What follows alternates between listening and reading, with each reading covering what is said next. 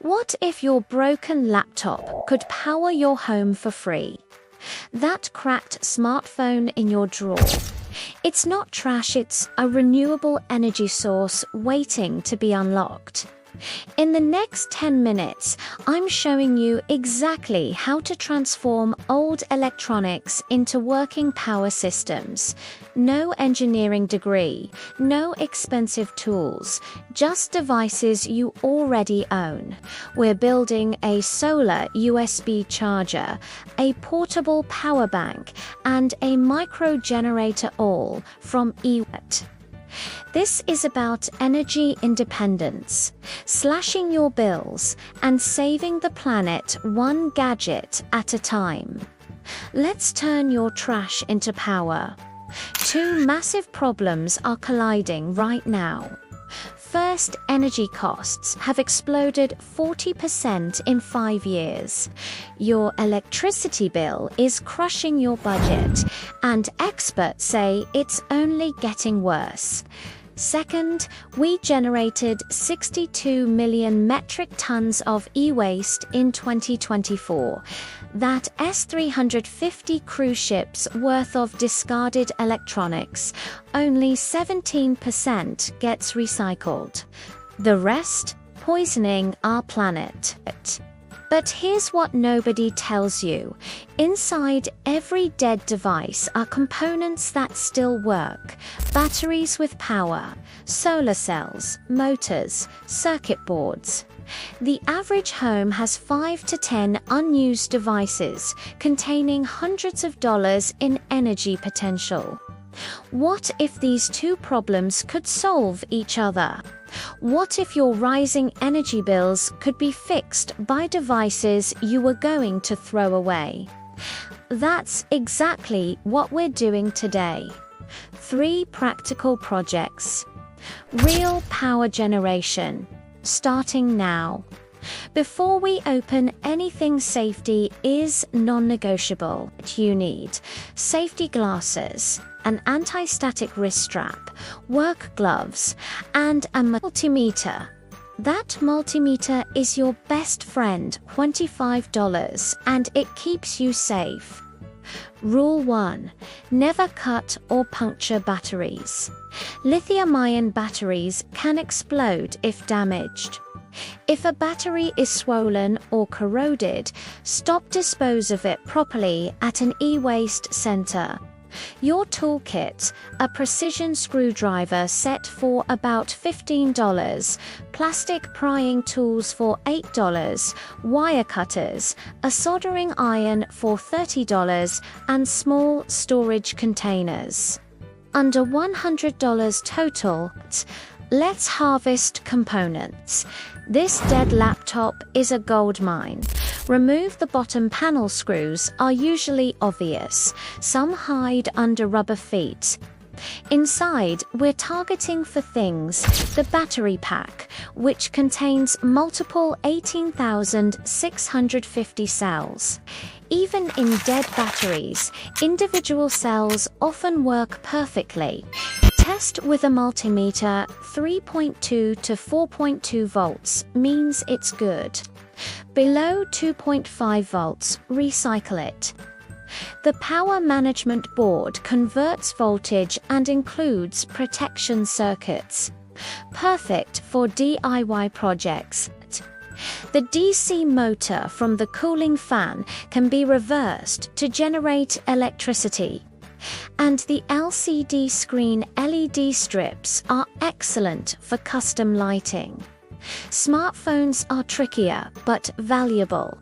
Heat the edges with a hairdryer to soften the adhesive. Carefully pry open with plastic tools. Stop if the screen is cracked, broken. Glass is dangerous. Inside, a lithium polymer battery. Test the voltage. It should be above 3.0 volts. The vibration motor is great for micro-generator projects, and the camera modules have resale value. don't stop there. Solar calculators have tiny solar panels that work great. Old power banks often just have a failed charging circuit, but the cells are fine. Digital cameras have quality batteries and capacitors. Wireless mice have efficient power circuits. Critical: organize as you go. Label containers, good batteries, motors, solar cells, circuit boards. This saves hours later. Project 1: Solar USB Charger from Calculator Parts. Build time: 20 minutes. You need a solar cell from a calculator, a USB port from an old cable, a voltage regulator module for about $2, wire and solder. Test the solar cell in bright light. It should read 3 to 5 volts. Solder wires to the positive and negative terminals. Connect them to the voltage regulator. This stabilizes the output at 5 volts so you don't damage your devices. Wire the regulator output to the USB port. Red to positive, black to ground. Test it. In direct sun, the multimeter reads a steady 5 volts. Plug in a phone charging. This is slow charging, takes several hours, but it's completely free energy from landfill-bound parts. Mount it in a clear case and keep it on your windowsill, charging a small power bank. Cost under $5 plus salvaged parts. Project 2: Serious backup power from laptop batteries. This dead laptop battery has 6 18,650 cells. Testing each ... 5 are perfect. 3.7 volts, 2,500 mAh each. That's 12,500 mAh, total better than most store-bought power banks. Critical: never build battery packs without a BMS battery management system. This $8 module prevents fires by controlling charging, preventing overdischarge, and balancing cells.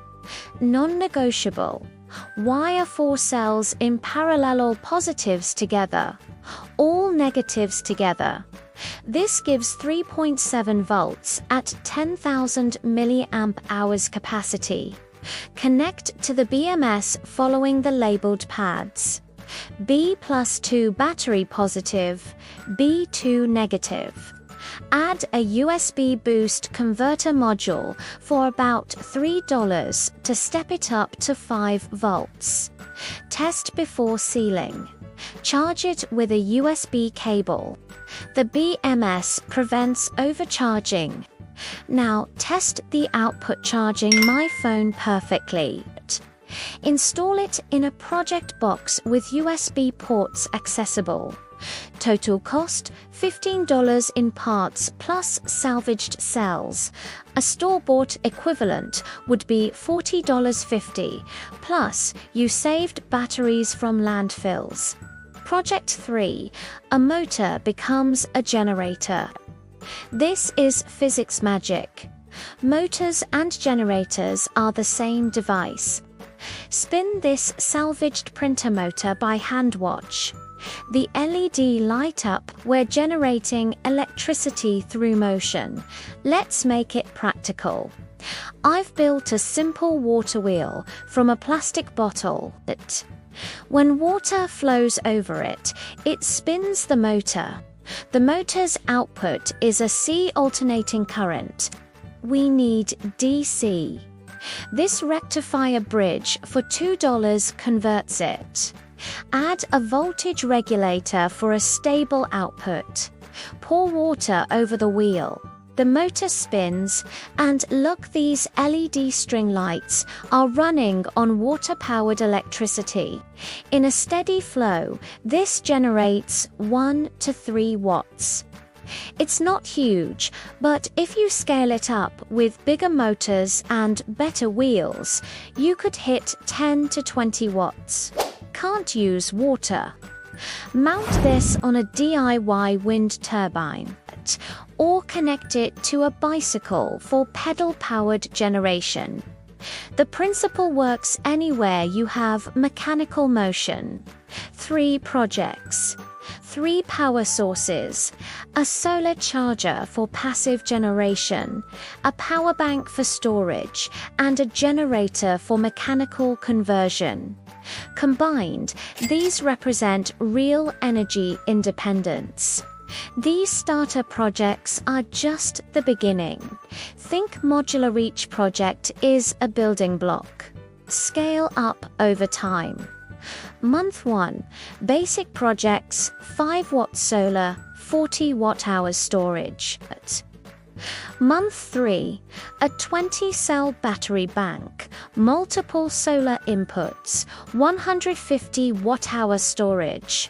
Month 6. Add wind or water generation for a 30 to 50 watt combined input.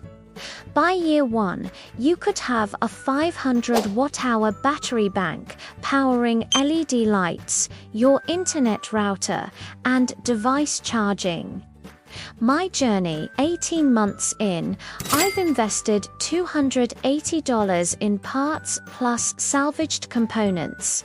My electricity bills dropped $32 monthly.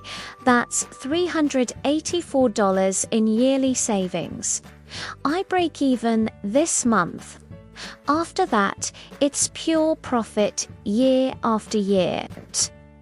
What can you actually power?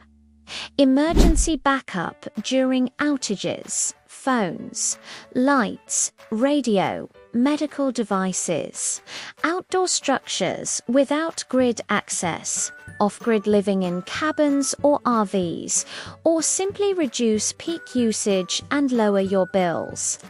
Let's be honest, this won't power your whole home, but it meaningfully reduces grid dependence and provides crucial backup. Start small, learn, and scale gradually. Here's your challenge. This week, find one unused device. Open it safely.